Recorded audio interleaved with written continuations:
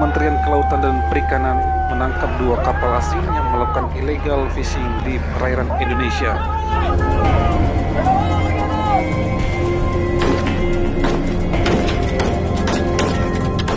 Tembakan peringatan sempat dikeluarkan petugas saat hendak berhentikan laju kapal.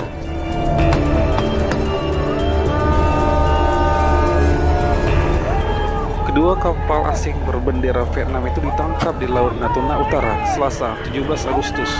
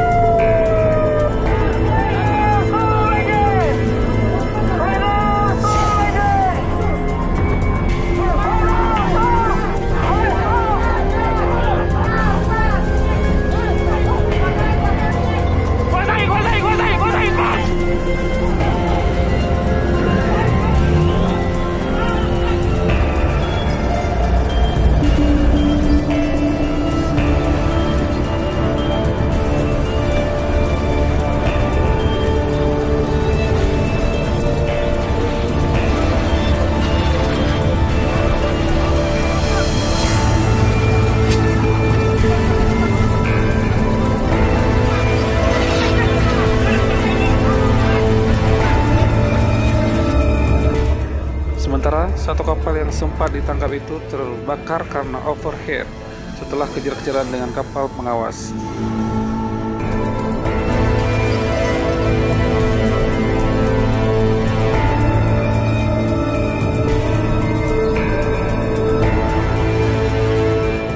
Dari kejadian tersebut, 22 awak kapal berkewarga negaraan Vietnam turut diamankan.